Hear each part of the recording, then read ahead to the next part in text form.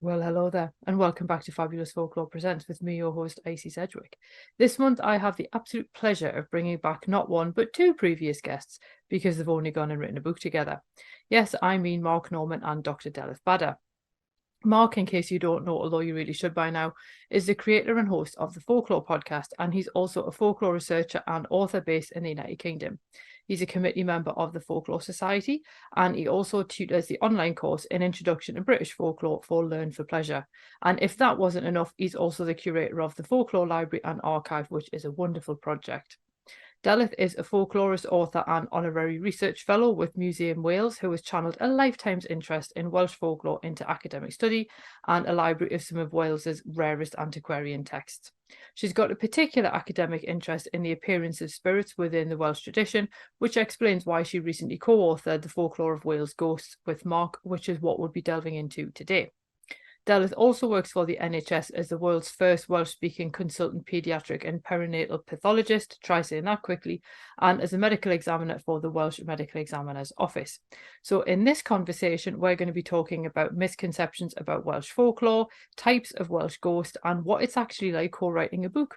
Enjoy.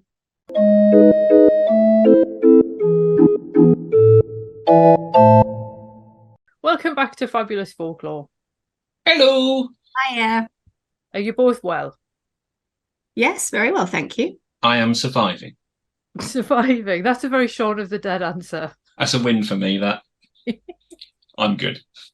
Excellent. Well, obviously we're here to discuss your forthcoming book, because obviously this will go out beforehand, The Folklore of Wales Ghosts, which comes out on September 28th. So my first question is, and obviously I'm thrilled to bits that you've done it, but where did the idea for the book originally come from? It kind of came from the ether, didn't it, really, as a subject, I think.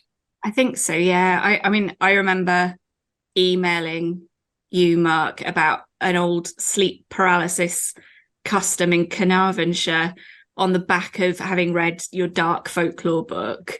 And then you obviously wrote back being like, all right, thanks for that, weirdo. Do you want to write a book with me?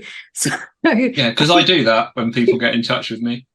I think it sort of came about like that. And there was a kind of extra bit to that, really, I think, because I've got quite a good ongoing relationship with University of Wales Press, because I've done a lot of book reviews and features for them, and I'd been kind of chatting to them in an informal way about, maybe I should pitch something to you, and then once I got speaking to Del, it was like, well, this kind of makes sense because it's Wales and Del's in Wales, and there was a good link there. So yeah, it wasn't quite as random, I don't think, as it sounds. But the subject matter was. Fair enough. So I must admit, I've only ever co-written a book once, and it was a strange experience. So what was it like for you to co-writing a book, and how do you decide sort of who does what? Well, co-writing a book is great from my point of view, because you only have to write half a book, which is good. But the interesting thing about co-writing this book with Del is that as we're recording this, the book launch is still a couple of weeks away. We've never met, have we, in person? No. Which is kind of bizarre in a way. But it's good from the point of view of being a very two-way communicative process. This way, you have to be far more disciplined about it, in fact. So we have lots of spreadsheets on a shared Google Drive. Gotta love a shared spreadsheet.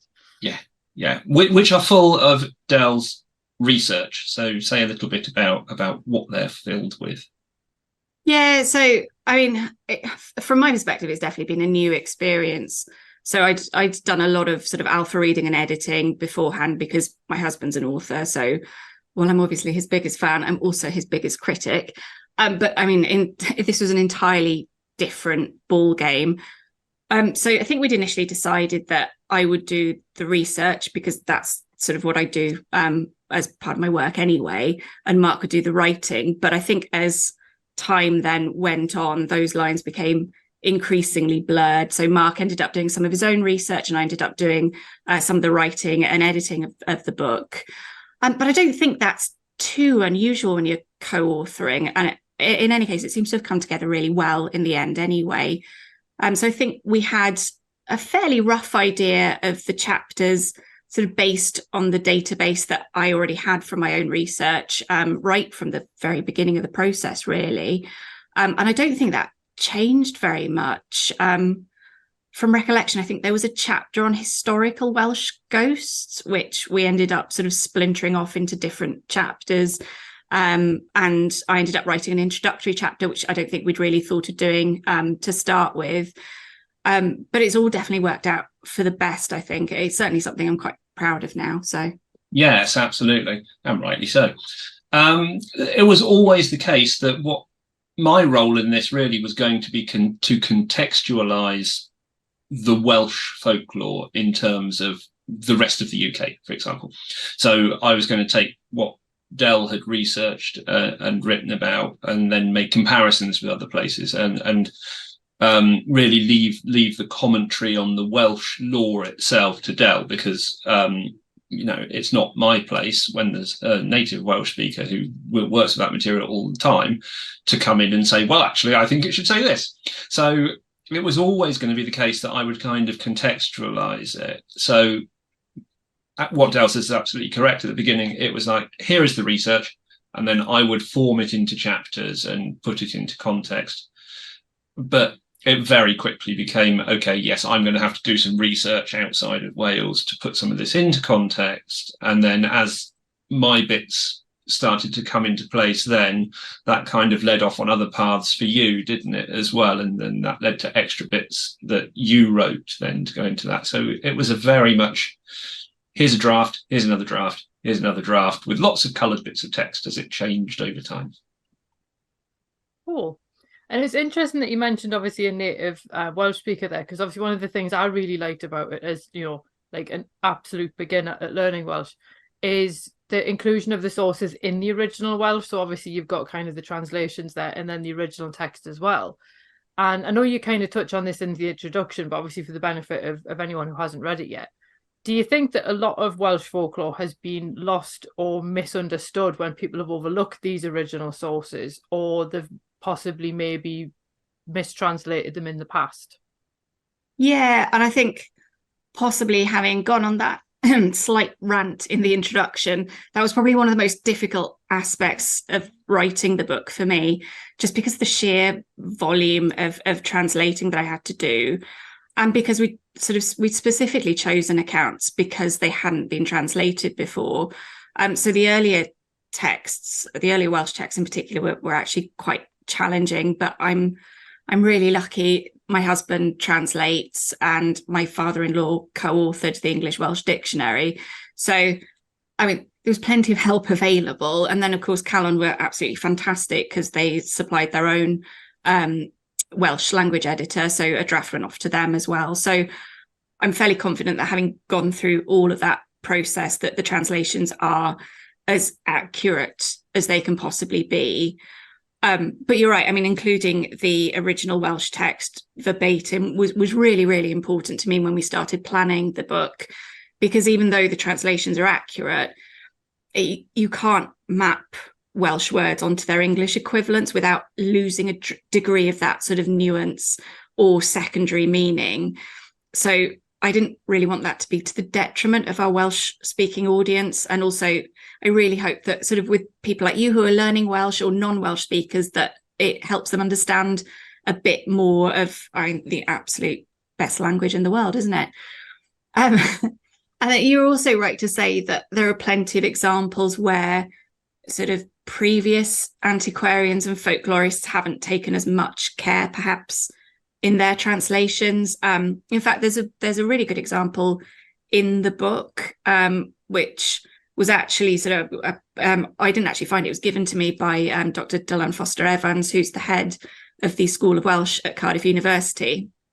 But there's a story that Marie Trevelyan has recorded in 1909 in her Folklore and Folk Stories of Wales book, the one which everybody tweets from, which gives the story of the ghost of a boatman in the Leckwith area in Cardiff, who couldn't rest until somebody had asked him in the name of God what he wanted. And as it happens, what he wanted was for them to stop a rowdy crowd of children from using his head as a football and bury it so that he could rest. But the interesting part of that story is not the football head. And it's actually not included in Trevelyan's story. It's in the earlier versions of the story. So I think the first version that I could find was written by Henry Thomas in 1902. He's an illustrator, very famous illustrator and geologist. And then it was recorded by Cadraud, which is the bardic name of Thomas Christopher Evans, in 1903. And in both these versions, the ghost can't speak until the witness has asked it what it wants in Welsh. So it's the sort of perfect example of that loss of nuance that we see in these Welsh accounts through more or less the erasure of the Welsh language. So it's certainly not a new phenomenon, but in the age of sort of, I don't know, Google Translate and character limits and views and likes or what have you, then these misunderstandings, I think, are probably becoming even more prevalent today. It was also important for us to use these sources for another reason, I think, and that's that there are a lot of these sorts of books about, you know, the sort of the tourist-friendly coffee table book of ghost stories, and they tend to, if not Xerox copies essentially from one to another, other photocopiers are available, but there a lot of these books are essentially copy and paste retellings of the same stories. And we certainly wanted to avoid that because that adds nothing to the subject at all. But also, you know, you find that even if you go to older sources, it's usually the same stories, that even if they're more obscure, that are being told and retold. The important thing about this for us is that we're using a number of Welsh language sources which haven't been translated into English at all until now. So it's actually unlocking a lot of those stories for the rest of the world, really, because they have been very much only available to native Welsh speakers and within the Welsh culture, and they deserve to be shared more widely. And hopefully we've been able to do that, and that's kind of the unique selling point, I guess, for this book over similar ones of the same genre. So, Mark, did you actually learn any Welsh in the process of doing the book? I learned that I'm very bad at learning Welsh, but then I'm very bad at learning every language. Other languages are not my strong point. I struggle with English some days, let's be honest, but I've always been very bad at learning other languages.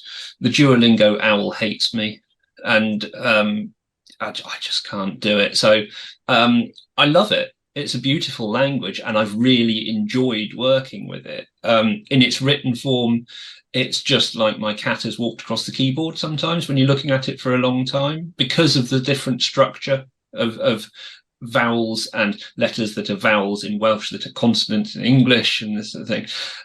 But spoken, I think it's a beautiful and lyrical language. So whenever we've had the opportunity to do interviews and other things where Del has the opportunity to speak some of these in Welsh rather than in English, I'll always just sit back and listen and not say anything else, because I prefer that just to do that.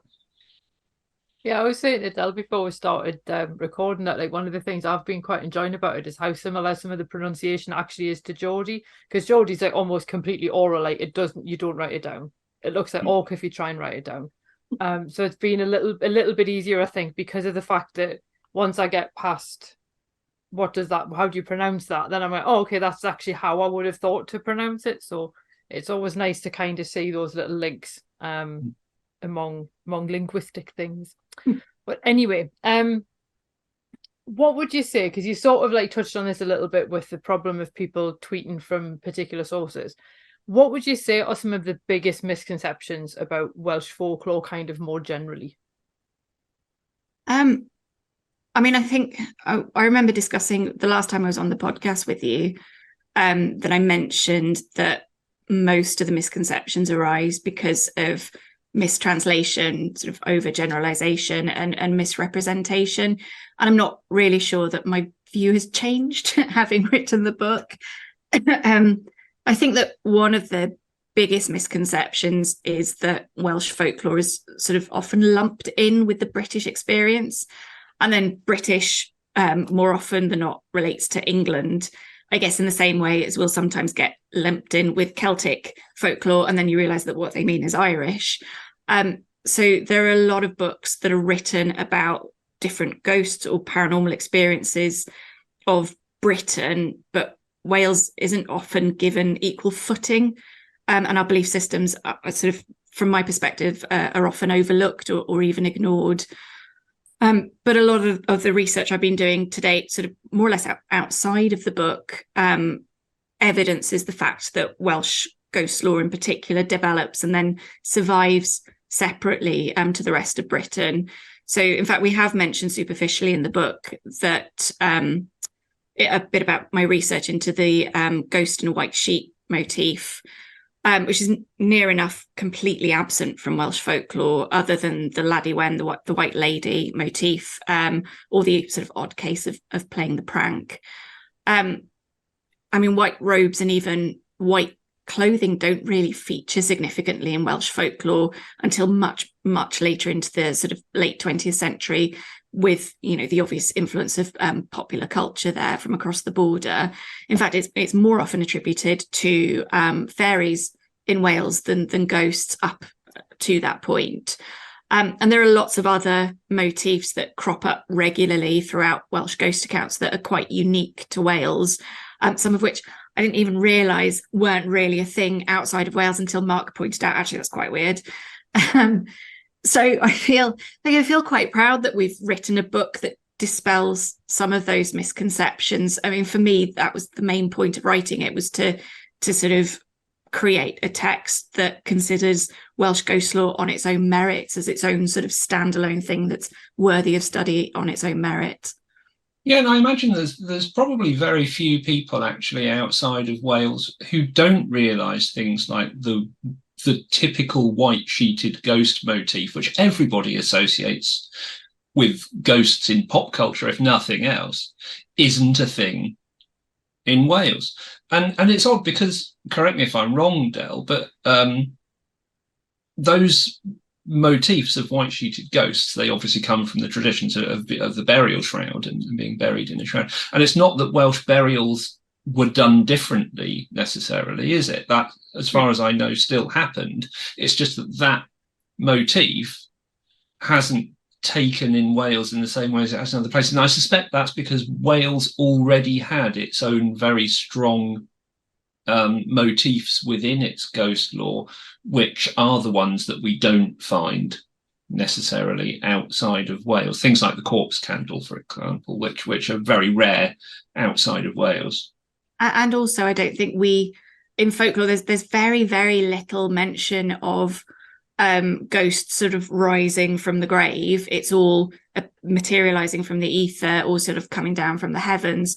So I guess in that sense, you wouldn't really expect a ghost to be wearing its burial shroud if it's, I mean, why would it be wearing that in heaven, I suppose? So there is that element as well. But I don't think, I mean, to be fair, I don't think the ghost in a white sheet is that prevalent, or is as prevalent as you would think in England either. It's just that it's exceptional. I mean, it just doesn't exist up to a certain point in Wales. It's really prevalent in pop culture more than in folklore necessarily. But the other thing I was thinking of that you don't find so much outside of Wales, which is an unusual motif in many ways, is the wheel of fire description, isn't it? Which there are so many ghosts that appear and disappear as a wheel of fire, and that's something that you don't find much outside of Wales.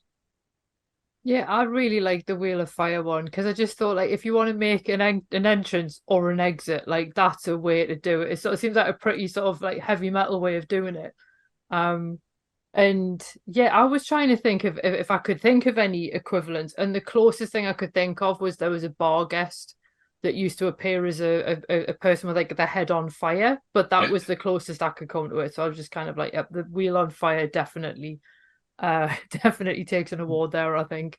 And I think that probably comes more from the fact that there are a number of black dogs that carry a ball of fire in their jaws and therefore would appear as if their head is on fire, and that's probably more likely to be a route. So yeah, quite separate really, I guess. I think that was one of the things I liked about the book as well, because the fact that you at first you kind of think ghosts is its own category within folklore, and then you think, oh, but now you've got all these sort of subcategories of kind of types of ghosts. And I like the fact that you did also have water spirits as well, because they almost seem like they sit on a bit of a fence, like they're not quite sitting in one category or another. So did people who actually had this belief actually see ghosts in a type of category? Or do you think that they just kind of identified them in a much more organic kind of way?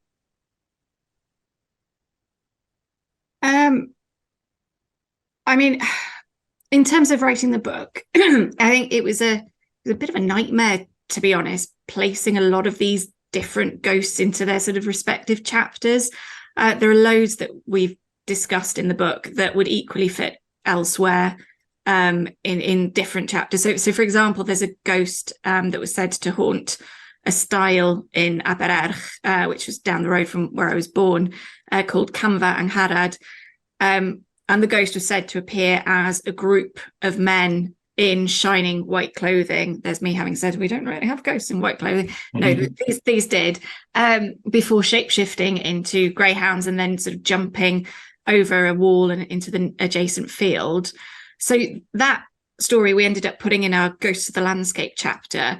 But I mean, equally, that could have fit in any of the discussions in sort of our Spectral Beast chapter or the Fantastical Ghouls chapter, or even the Death Omens chapter, to be honest, sort of linking back to the Hounds of the Fairies, the Corn Bendith Mama, because of them appearing as those sort of white spectral hounds. And to be fair as well, that story is actually could easily sit in a book about fairy folklore just as much as it does a book about ghosts as well. So that whole thing about the white clothing being more connected to fairies, in fact, that story could quite easily sit in another one as well. Dale's right, it was a nightmare in that respect. The right-hand column in our spreadsheet was the column that's just called notes, where there are things that we would just write with that reminds me of such and such a thing. But it started off with most of the notes were just where Dale had put, see also, only ghosts in the landscape. And yeah, there was a lot of crossover. Yeah, I think with the categorizations that we've used, I think we place them depending on the flow of the discussion within each chapter rather than the actual sort of ghosts themselves, which sometimes felt a little bit arbitrary. But I think overall, it's better than potentially creating a new and problematic classification system within Welsh ghost lore. And so we've seen that done before with Welsh ghost motifs, and it ends up with us tending to ignore those accounts that then don't fit that mold. So Wirt Sykes's classification of fairies is a prime example of that. And in the book, we've also discussed the 1970s classification of the Laddie Wen, the White Lady, compared to the Dynes Mewn Gwyn, the Lady in White, which Jane C. Beck wrote about, where she argued that they were sort of two distinct variants in Wales. And actually, there's very little tangible evidence to support that classification when you look at the primary sources themselves.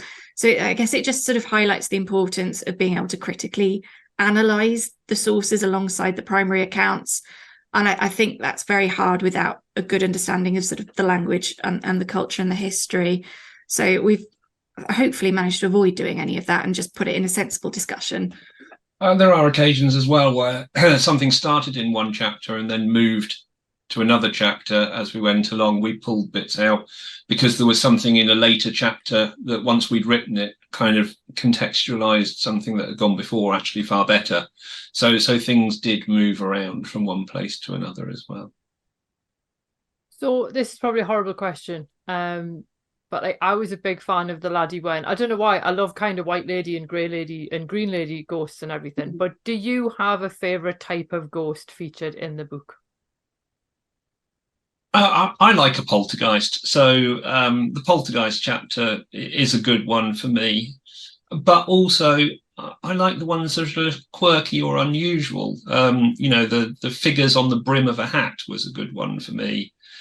Just because it's so off the wall. I mean, if you want to go with a classification, then I'll go with poltergeists, but I do like the quirky stuff. I think I've sort of already answered that on the previous podcast. So my absolute favourite ghost story in Wales, or actually the motif rather than a particular story, but it's that ghost that wails while waiting for a particular individual. Hir yw dydd a hir yw'r nos a hir yw aros. So long is the day and long is the night and long is the wait for. And then you insert whichever name in there. So usually Noah or Owen or Hwva or Aaron. It pops up for the first time in Pembrokeshire in 1831 in an excellent, if a little cynical, book called Cambrian Superstitions by William Howells. And then we sort of see it after that point peppered throughout the entire country over sort of the span of the next century or so. And the most fascinating version of that story is the one that I told on the last podcast that we did. It's about the haunted farmhouse in some sort of somewhere undisclosed in southwest Wales, where that particular ghost calls out for Arawn, the king of Annwn, or the other world in the Welsh Mabinogi. So up until that point, sort of the motif suggests that this might have been used as a metaphor for patience, but then to use this sort of prominent mythological figure muddies the water there a bit. So we've discussed possible theories in one of our chapters on this, as to where this figure might originate from. But I mean, it's extremely interesting and it's very uniquely Welsh as well. So I think that's got to be my favourite. It kind of seems a little bit unfair, sort of rating them like you're playing some weird kind of top trumps with them. But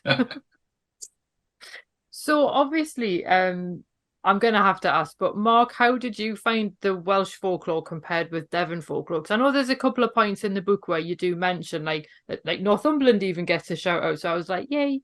Yeah. But is there any crossover, or is it just completely different? No, there is some crossover, but not as much as, if you went over the border from Devon into Cornwall, apart from the fact your cream tea would suddenly be made incorrectly, obviously, you'll find far more similarities because there's that kind of, let's use the loose Celtic term Celtic. And, I think there are more similarities between Cornwall and Wales, perhaps because of that link, than there are Devon and Wales, considering that, if Del and I went out into the garden, we could almost wave at each other across the water. It's not that far away, really. There are similarities. Things like will-o'-the-wisps, which they're a little different in Wales, and the terminology is different, but they kind of serve similar purposes between Devon and Wales. And there are examples in Devon of folklore where pigs and sows feature quite heavily, which we talk about this in the book as well. They're quite a strong motif within some Welsh ghost lore.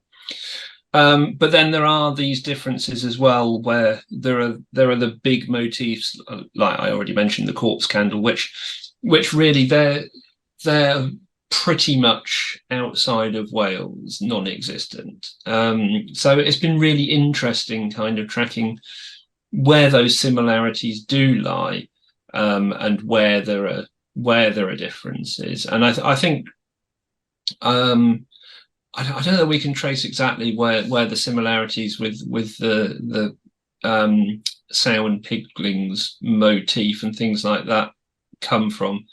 But I think there are suggestions that some of these stories do travel across the water a little bit, perhaps. Mm-hmm. Oh, so obviously we alluded to this earlier, and Delyth, I know last time you were on, we talked about how you tend to lose regional variations when you share folklore on social media, because partly if you're trying to share something on, I'm going to call it Twitter, you sort of have to flatten things down a little bit. Which is obviously really unhelpful for actually sharing the nuance behind folklore. So is there a way to better share folklore kind of on social media without losing its nuance, or is that just not really possible because of the ephemeral nature of social media? Well, I think, as I mentioned with you before, even though I personally find sort of hashtag Welsh folklore an immensely painful experience, shall we say, I don't actually think that flattening out regional variations is a particularly new thing. It's something that we see very often in 19th century folklore collections. often written by antiquarians who were outside of Wales. So Work Sykes is another prime example, and he's quoted ad infinitum on social media. The ones who were recording Welsh language folklore during the 19th and 20th centuries were clergyman scholars, and these were often the same folk as collected the sort of local parish histories. So they had this sort of vested interest in sort of amplifying the culture of their local area. And while they were obviously a little quick to dismiss some of the local superstitions, they're still quite accurate and reflective records of regional folklore.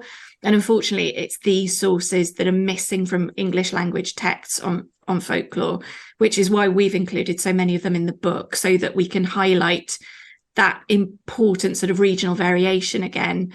But I think looking forward, I think given the growing tendency to erase sort of all regional variation, there's also an onus on folklorists to be aware that, I mean, possibly in the same way as Mark's new book, which is specific about Devonshire folklore, isn't called The Folklore of England, we should be wary of labelling every piece of specific local folklore as Welsh, just because, I mean, we happen to have a few more vowels and some of the words look like they might be quite difficult to pronounce.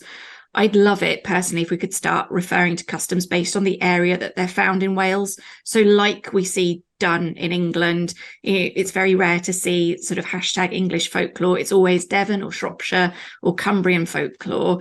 And there's absolutely no reason, as far as I can see, that this same level of, I guess, respect can't be shown to the customs that exist within different communities in Wales. It is something that is done within Wales. It's just that it's more within sort of Welsh language texts. And it's just a shame that this hasn't quite translated over the border yet. And I think it does depend on the social media that you're using, because Twitter, Threads, Blue Sky, Mastodon, X, whatever you want to call any of that version, you're very much limited in what you can say by the characters. Whereas obviously something like Facebook, you're not. So it does depend on the platform that you're using. And there are opportunities coming up which we should be looking at to fix this as well. And what Dell's just been talking about, there is a definite good example for as well. So Dr. Simon Young, folklore colleague, who a lot of people will know, runs the Fairy Investigation Society and co-hosts Boggart and Banshee podcast. He's just starting to try and get something together where there are properly run, administered Facebook groups for regional folklore. So he's just put one up for Lancashire folklore, for example, as a kind of a test bed one. I already admin the Devon folklore Facebook group. So I've said to Simon, he should come and co-admin that one and add it to this growing thing. So if this continues on a kind of county level with proper decent adminning and folklorists or other researchers who, like Dell, know the subject matter and know the way that it should be talked about on a regional basis, there is an opportunity, and there will be further opportunities coming up to do that. And I think that's something that we should be looking to as researchers ourselves, and certainly playing a big part in. We do also have to remember that this isn't necessarily a new thing. Are there not, Del, in Wales, the same as there are in some regional areas of England, folklorists who just made stuff up? Oh, yeah. Yeah. It's not new. No, not at all. I mean, you do have one of the most sort of like famous forgers of this kind of stuff, to be fair. It's true. Even Ruth Tongue didn't have the amount behind her that we find in some quarters of Welsh law.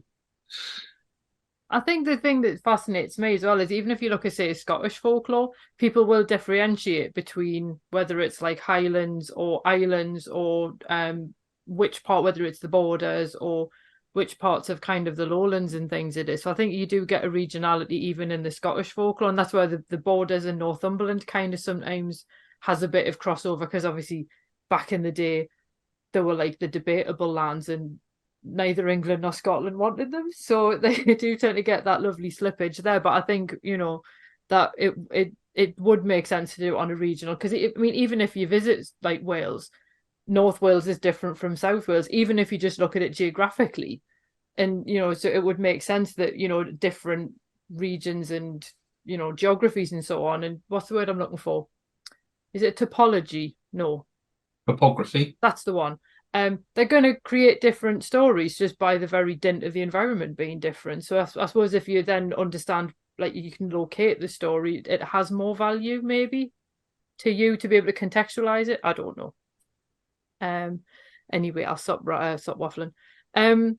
One of the things I noticed you mentioned in the book is some of the beliefs sort of still exist, so they've like literally survived, which is really cool. And then some of them have also been revived. I think you had the one about the Welsh language carols at Christmas, which sounded like such a lovely practice. So what I was wondering with ghosts specifically, because obviously there has been a tendency to homogenize ghost experience because of popular culture, and I've noticed this even going on ghost walks, the kind of thing that you hear people discussing. Like, one woman in Edinburgh reckons she could smell sulfur, and I'm like, you've watched too many American programs, because anybody else would go, oh, that smells like rotten eggs. So is this form of ghost, I'm pointing down here because that's where the book is, in case anyone's wondering, is that form of ghost belief still sort of prevalent in Wales, or has again it kind of been evolved, shall we say, through its exposure to popular culture? And I think it's safe to say that it's definitely been quite heavily influenced by popular culture now.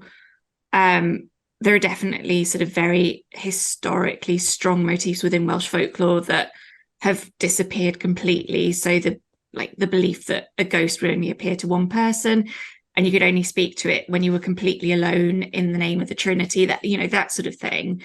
But I gave a talk at a conference recently about the legacy of the Reverend Edmund Jones in Welsh ghost lore, which is a man that we discuss quite a lot in the book as well. So he was an 18th century nonconformist minister who, I guess, argued emphatically in favour of the existence of ghosts, because to him it was proof of sort of God's will on earth, and by doing this he recorded some of Wales's most valuable and most interesting and potentially most enduring ghost lore.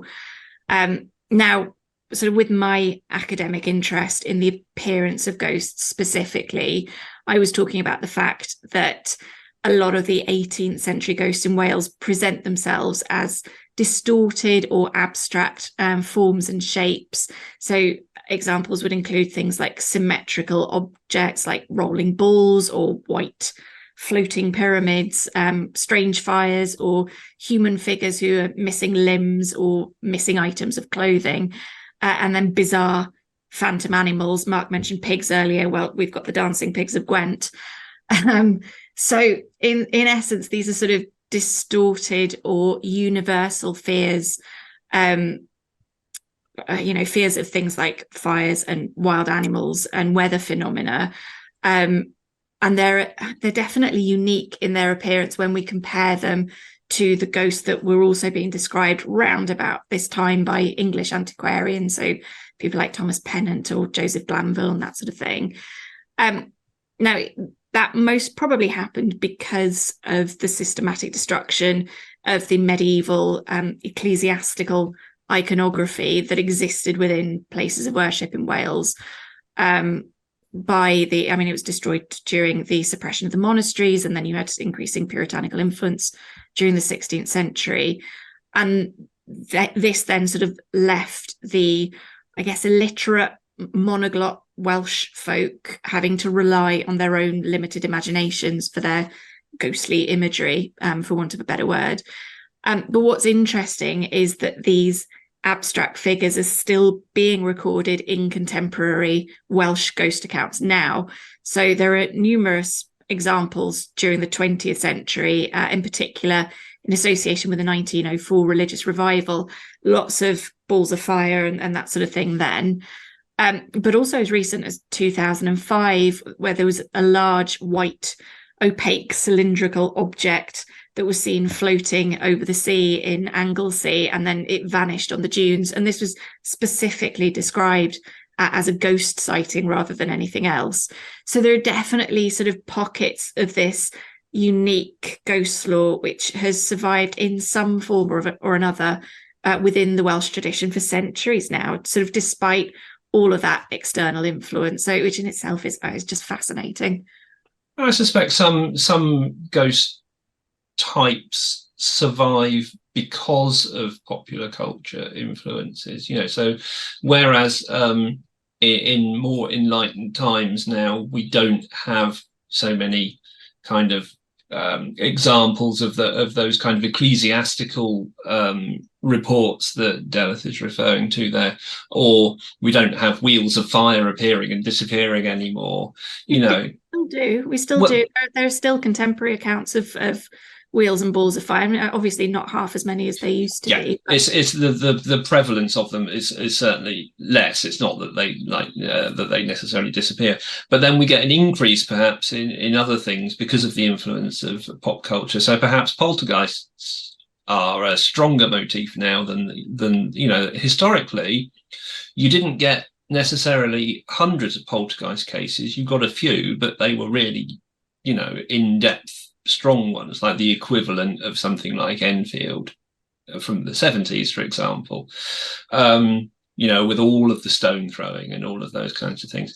Whereas now I suspect any slight noise that happens in your house when you're not expecting there to be a noise is the start of a poltergeist attack for some people, because that influence of media paranormal is so strong in the background now. It was interesting that you mentioned the sort of smell of sulphur earlier, because that is something that crops up time and time again in Welsh ghost lore, which again was something I didn't realise didn't happen outside of Wales until Mark was just like, that's really weird, we should definitely look into that. So yeah, that's a weird one, because that one tends to appear, obviously, because a lot of the ghost accounts I've looked at have been American ones, obviously to fit in with my PhD. And the sulphur thing is nearly always ascribed to this idea of the demonic. And I sort of think that does also have a certain degree of natural causes that can obviously make that. But obviously, even just things like blocked drains and things, So I always kind of feel like while it sounds unpleasant, it's not completely unexpected. Like, if you was to, I don't know, suddenly smell, I'm trying to think of something like pine needles in the middle of an urban housing estate, that might be a bit more unusual. But because sulphur could be lots of other causes, I kind of find that one's an interesting one. But what you're saying about the shape zone, you're describing like a sort of a something over the sea that almost sounds like some of the UFO sightings that people come out with, and you're like, oh, is this all just words for the same thing? Yeah, I mean, a lot of the entities that Edmund Jones describes as sort of ghost sightings, as evil spirits, or even sort of angelic spirits, have got this slight sort of UFO or UAP tinge to them. So I'm interested now in this. I'm going to go off at a tangent because I want to know why that example that you gave of the large white object over the sea was classified as a ghost appearance and not as a UAP. I'm assuming because they describe it as disappearing in front of them when it reaches the dunes on the other side of the beach. But I mean, that was my first thought when I read it. I sort of thought, surely you'd have expected this to have been described as a UFO, especially with that sort of contemporary popular culture. But no, ghost. Fair enough. I just kind of feel like there needs to be like an X-Files Wales.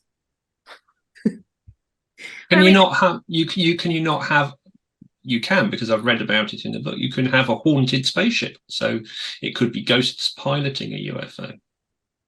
Just put that out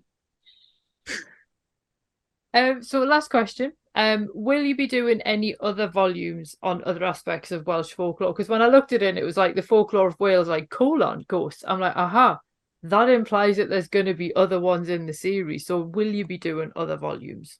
It's the Folklore of Wales : Ghosts for the same reason that Marvel have a post-credit sequence. It leaves the way open.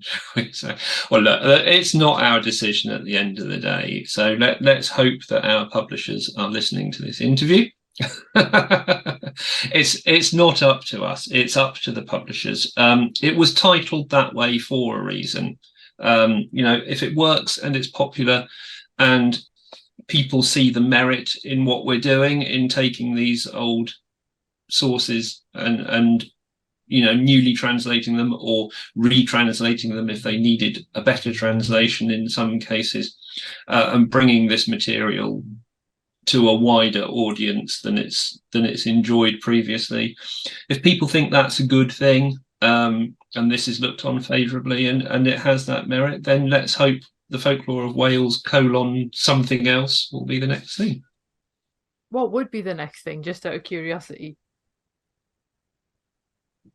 I have no idea. I'm sort of ghosted up to the eyeballs at the moment. So I've got so many sort of ghost related projects going on. But I'm potentially smattering with a few Welsh witches for another project. So let's see.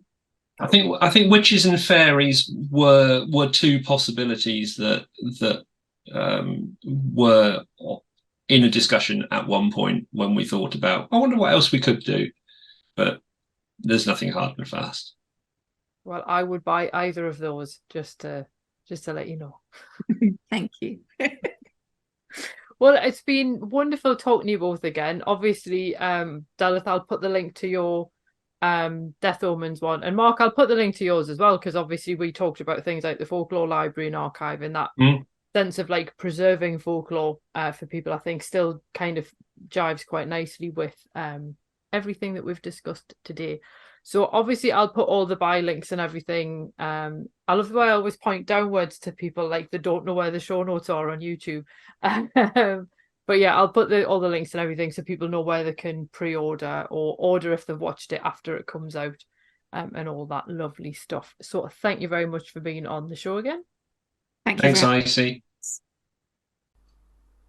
Well, thanks for listening, and I hoped you enjoyed that episode. If you did, feel free to leave a review wherever you listen to podcasts, because that helps other people find the show too. It also takes between 4 and 6 hours to research, write, record and edit these episodes, so if you want to help support my time in doing that, then you can buy me a coffee, or you can join the Fabulous Folklore family on Patreon and enjoy extra benefits, including exclusive episodes and articles and even illustrated talks. All the links you need are below, and thanks in advance.